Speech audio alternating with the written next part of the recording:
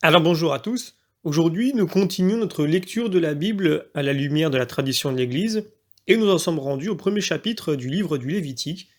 Comme toujours, nous remercions les éditions Ansiguier devenues Mediapol de nous avoir fourni le matériel pour faire ces vidéos et nous nous remettons entre les mains du Seigneur. Notre Père, qui êtes aux cieux, que ton nom soit sanctifié, que ton règne vienne, que ta volonté soit faite sur la terre comme au ciel. Donne-nous aujourd'hui notre pain de ce jour. Pardonne-nous nos offenses, comme nous pardonnons aussi à ceux qui nous ont offensés, et ne nous laisse pas entrer en tentation, mais délivre-nous du mal. Également, nous nous remettons entre les mains de notre Mère bienveillante, la Vierge Marie. Je vous salue Marie, pleine de grâce, le Seigneur est avec vous. Vous êtes bénie entre toutes les femmes, et Jésus, le fruit de vos entrailles, est béni. Sainte Marie, Mère de Dieu, priez pour nous pauvres pécheurs, maintenant et à l'heure de notre mort. Amen.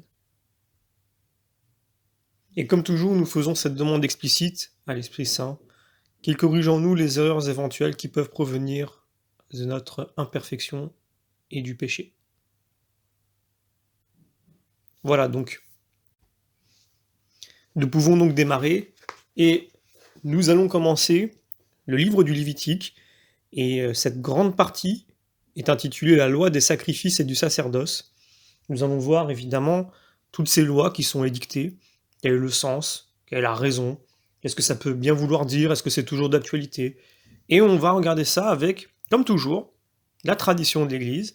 Et donc pour commencer, avant de commencer à lire le premier chapitre du livre du Lévitique, je souhaite quand même prendre quelques textes, et je vais commencer par Origène, qui a fait lui-même une homélie sur le Lévitique. Lorsque dans les derniers jours, le Verbe de Dieu naquit de Marie revêtue de chair, et se montra en ce monde, autre était ce que l'on voyait de lui et ce que l'intelligence pouvait en découvrir. Car la vision de sa chair était patente pour tous, mais la connaissance de sa divinité n'était donnée qu'à quelques élus. De même, quand le Verbe de Dieu s'adresse aux hommes par la loi et les prophètes, il ne se présente pas sans les vêtements qui conviennent. Dans son incarnation, il est vêtu de chair, dans les Saintes Écritures, du voile de la lettre. Le voile de la lettre est comparable à son humanité, et le sens spirituel à sa divinité. Dans le livre du Lévitique, nous trouvons les rites du sacrifice, la diversité des victimes, le service liturgique des prêtres.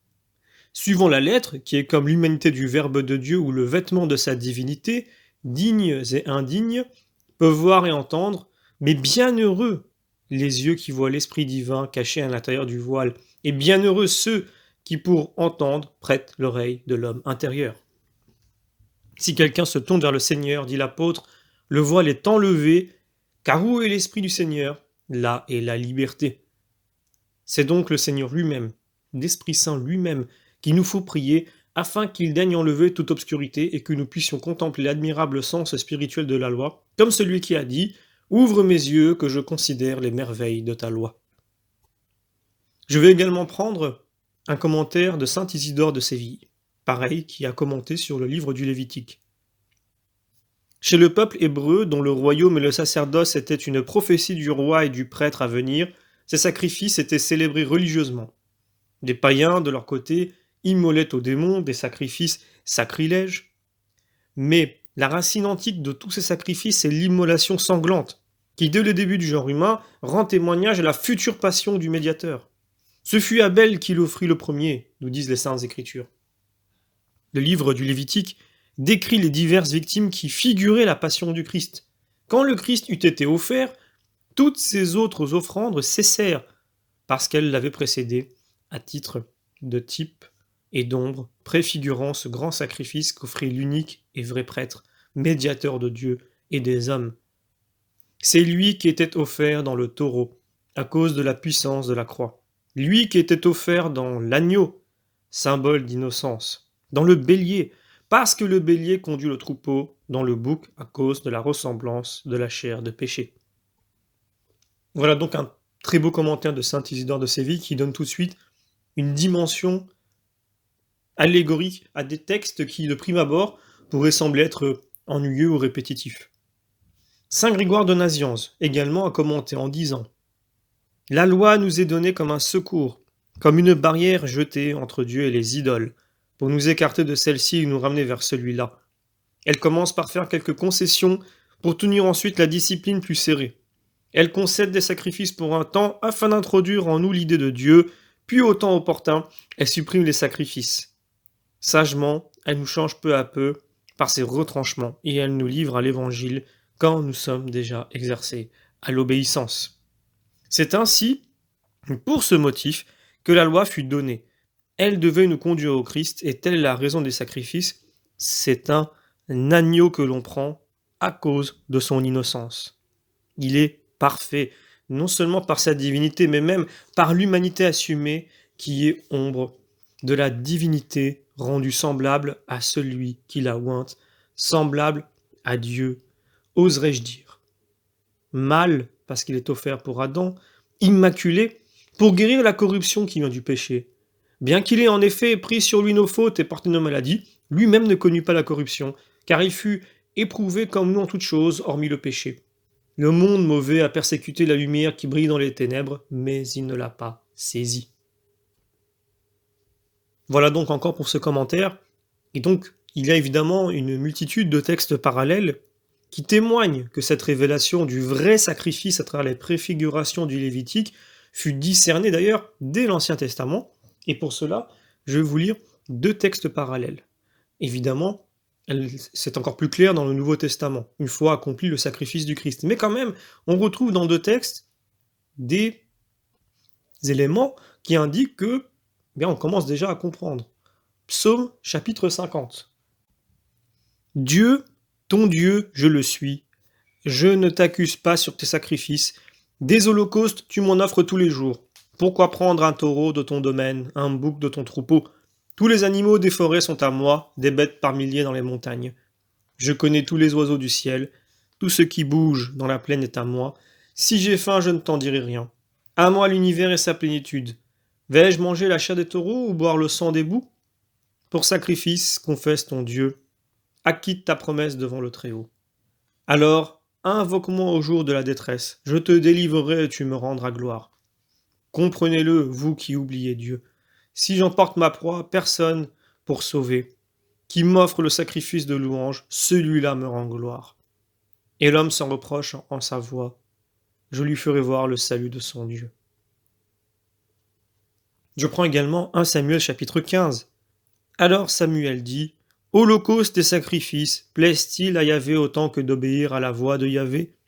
Voici, l'obéissance vaut mieux que le sacrifice, prêter l'oreille vaut mieux que la graisse des béliers. Alors maintenant que nous avons introduit un peu plus encore ce livre du Lévitique, notamment en commençant par le chapitre 1, je vais enfin pouvoir lire les 9 premiers versets de ce chapitre. Yahvé appela Moïse et de la tente de la rencontre, il lui parla en disant « Parle aux fils d'Israël et tu leur diras, quand un homme d'entre vous offrira une offrande à Yahvé, vous offrirez pour votre offrande du bétail, bœuf ou brebis. Si son offrande est un holocauste de taureau, il offrira un mâle parfait. Il l'offrira à l'entrée de la tente de la rencontre pour qu'il soit agréé devant Yahvé. Il imposera sa main sur la tête de la victime et l'holocauste sera agréé pour lui en propitiation pour lui. On immolera le jeune taureau devant Yahvé et les fils d'Aaron, les prêtres, offriront le sang, répandront le sang tout autour de l'autel qui est à l'entrée de la tente de la rencontre. C'est un holocauste par le feu, d'agréable odeur pour Yahvé. Alors, on voit tout de suite le terme d'holocauste qui apparaît, donc il vient du fait que la victime se trouve entièrement consumée. C'est le don qui est le plus entier.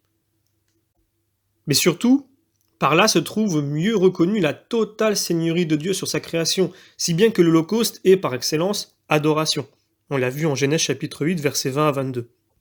Et au sujet de l'Holocauste, saint Cyril d'Alexandrie dit ceci, « Le Christ est l'Holocauste, c'est-à-dire que tout entier, non en partie, il est offert à Dieu et au Père en agréable odeur. » Alors au verset 3, nous lisons « Un jeune taureau sans défaut ».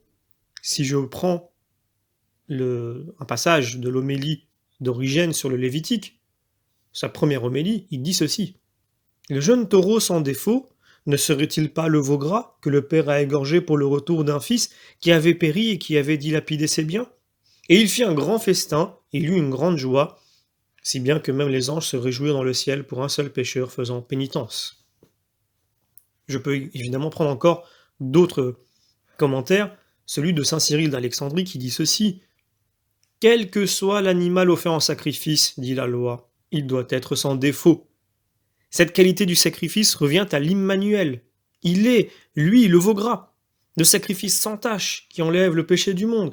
Et comme le chevreau d'un an, il a été immolé pour nous, car suivant la loi, c'était un chevreau d'un an qui était immolé pour le péché.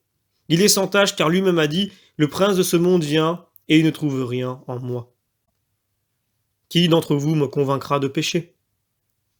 Et il est immolé devant le Seigneur à la porte de la tente, après qu'on lui ait imposé les mains. Car la mort du Fils, qui donna sa vie pour la vie du monde, fut offerte devant les yeux de Dieu et son Père. S'il est vrai que la mort des saints est du prix aux yeux de Dieu, comment le Père n'aurait-il pas un regard pour la mort de son Fils? La victime de l'ancienne loi était immolée devant la porte. L'Emmanuel, en effet, nous ouvrit par sa mort l'entrée du Saint des Saints. Par la mort du Christ, nous avons accès au temple saint bâti par le Seigneur et non par l'homme, la Jérusalem céleste. Je reviens maintenant sur Origène et je reprends encore un passage de sa première homélie sur le Lévitique où il dit ceci: la victime agréée sera offerte devant le Seigneur à la porte du tabernacle. Donc, non pas à l'intérieur, mais à l'extérieur. Jésus, en effet, vint dans son propre bien, mais les siens ne le reçurent pas. Il fut offert en holocauste sur la porte, puisqu'il souffrit en dehors du camp. Les mauvais vignerons, en effet, jetèrent hors de la ville le fils du père de famille et le tuèrent. Quelle victime pouvait être plus agréable à Dieu que l'offrande du Christ qui s'offrit lui-même à Dieu? Alors on voit maintenant, au verset 4, il imposera sa main sur la tête. Alors pourquoi? Pour signifier la solidarité entre le donateur et la victime. C'est une solidarité nécessaire pour que l'agrément de la victime et sa sanctification soient aussi agrément et sanctification du donateur. Pour être vrai, le sacrifice de l'animal ainsi offert doit donc être un engagement au sacrifice de soi-même. Et dans la Nouvelle Alliance, s'il n'y a plus même besoin du signe de la victime animale, il ne doit y avoir que plus de vérité à se sacrifier soi-même. On lit en Romains chapitre 12.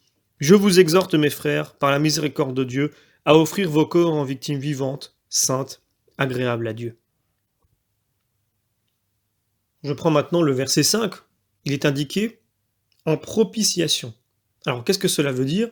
Cela veut dire afin de se rendre Dieu propice. Mais plus souvent, ce mot de propitiation signifie plus précisément valoir le pardon. On le voit en Psaume 130, ou par exemple en Daniel chapitre 9, verset 9. Et on le voit aussi par expiation, dans le Siracide chapitre 35, ou par rançon-rédemption, Isaïe 43.3.